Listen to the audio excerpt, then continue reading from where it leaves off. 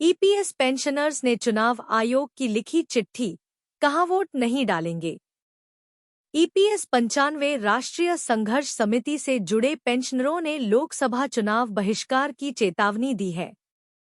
पेंशनरों ने आरोप लगाया कि पिछले 6 साल से पेंशन बढ़ाने ईपीएस 95 राष्ट्रीय संघर्ष समिति ने लोकसभा चुनाव से पहले तेवर दिखाने शुरू कर दिए हैं।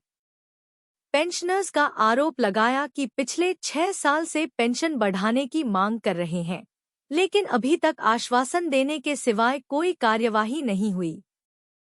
पेंशनधारकों ने कहा कि उन्होंने सरकार के साथ ही चुनाव आयोग में भी लिखित तौर पर चुनाव बहिष्कार के कदम उठाने की जानकारी दे दी है। शनिवार को प्रेस क्लब में पत्रकारों से बातचीत में समिति के प्रदेश अध्यक्ष सुरेश डंगवाल ने कहा कि औद्योगिक क्षेत्र निगम कर्मचारी, सार्वजनिक और सहकार निजी क्षेत्र से रिटायर होने वाले कर्मचारियों को बहुत कम पेंशन मिल रही है। 35 से 40 साल की सेवा देने के बाद जब कर्मचारी रिटायर हो रहे हैं तो उनको 1,371 रुपये पेंशन दी जा रही है, जो कि आज के महंगाई के दौर में बहुत कम है। कहा कि समिति पेंशन बढ़ाने की मांग को लेकर लगातार संघर्ष कर रही है। इस मामले में 2 बार प्रधानमंत्री से भी मुलाकात हो चुकी है, लेकिन अभी तक पेंशन नहीं बढ़ाई गई, जिस कारण पेंशनरों में आक्रोश है और उन्होंने लोकसभा चुनाव का बहिष्कार करने का निर्णय लिया है।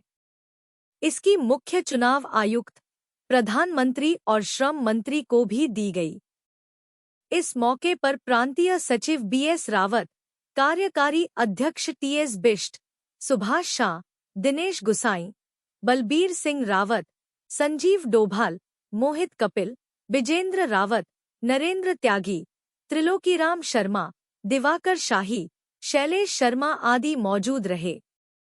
ईपीएस से आपको कितनी मिलेगी पेंशन? जानिए कर्मचारी पेंशन योजना से जुड़ी जरूरी जानकारियां। यदि आपको ईपीएफ और ईपीएस के बारे में ज्यादा जानकारी नहीं है या फिर आप इन दोनों के बीच का अंतर नहीं जानते तो आज हम आपको इससे जुड़ी जानकारी के बारे में बताने जा रहे हैं। क्या है ईपीएस? कर्मचारी पेंशन योजना ईपीएस एक रिटायरमेंट स्कीम है। इसको ईपीएफओ द्वारा मैनेज किया जाता है। इस योजना से संगठित क्षेत्र ऑर्गेनाइज्ड सेक्टर में काम कर चुके रिटायर्ड कर्मचारियों को फायदा मिलता है। बता दें कि जो कर्मचारी 58 वर्ष की आयु में रिटायर हो चुके हैं वे इस योजना का लाभ उठा सकते हैं। हालांकि इस योजना का लाभ केवल उन्हीं कर्मचारियों को मिलेगा जिसने कम से कम 10 साल तक नौकरी की हो। ऐसा जरूरी नहीं कि ये नौकरी अपने लगातार ही की हो। बता दें कि ईपीएस को 1995 में लॉन्च किया गया था। इस योजना में मौजूदा और नए ईपीएफ सदस्य भी शामिल हो सकते थे। नियोक्ता कंपनी और कर्मचारी दोनों ही ईपीएफ फंड में कर्मचारी की सैलरी में से 12% का सामान योगदान करते हैं। बता दें कि कर्मचारी के योगदान का पूरा हिस्सा ईपीएफ में जाता है और नियोक्ता कंपनी के शेयर का 8.33% कर्मचारी पेंशन योजना ईपीएस में और 3.67% हर महीने ईपीएफ में जाता है। जानिए योग्यता शर्तों के बारे में। कर्मचारी पेंशन योजना ईपीएस के तहत लाभ प्राप्त करने से जुड़ी शर्तों के बारे में जानिए निम्नलिखित जानकारियां। आपको ईपीएफओ के सदस्य होना अनिवार्य है। आपने 10 वर्ष तक नौकरी की हो, आपकी उम्र 58 साल हो। बता दें कि आप 50 वर्ष की आयु होने पर ईपीएस से पैसे निकालना शुरू कर सकते हैं। साथ ही आप 2 साल 60 साल की उम्र तक के लिए अपनी पेंशन को रोक भी सकते हैं, जिसके बाद आपको हर साल 4% की अतिरिक्त दर से पेंशन मिलने लगेगी। जानिए ईपीएस के तहत कैसे करें पेंशन को कैलकुलेट। सदस्य अपनी की मासिक पेंशन राशि की कैलकुलेशन नीचे दिए गए फॉर्मूला के अनुसार कर सकते हैं। कर्मचारी का मासिक वेतन पेंशन योग्य वेतन x पेंशन योग्य सेवा 70 ईपीएस पेंशन योजनाओं के प्रकार। इस योजना के तहत विभिन्न प्रकार की पेंशन योजनाएं हैं।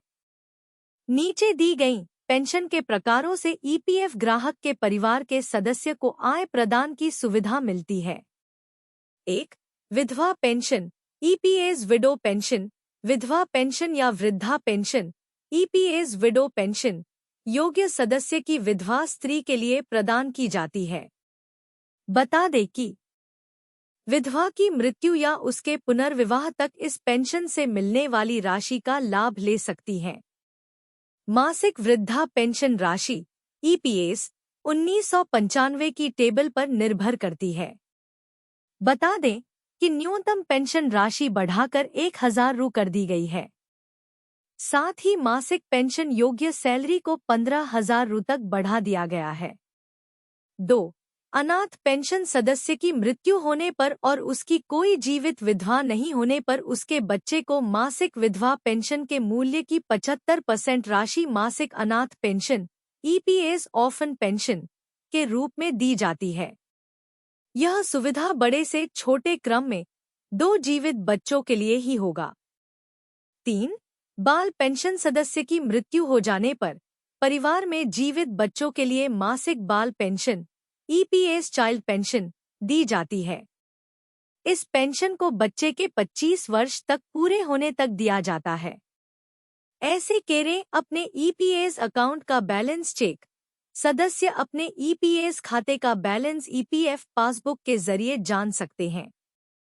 साथ ही आप ईपीएफ पासबुक पोर्टल पर भी अपना यूएएन और पासवर्ड का डालकर अपने अकाउंट में लॉगिन करने के बाद पासबुक डाउनलोड भी कर सकते हैं।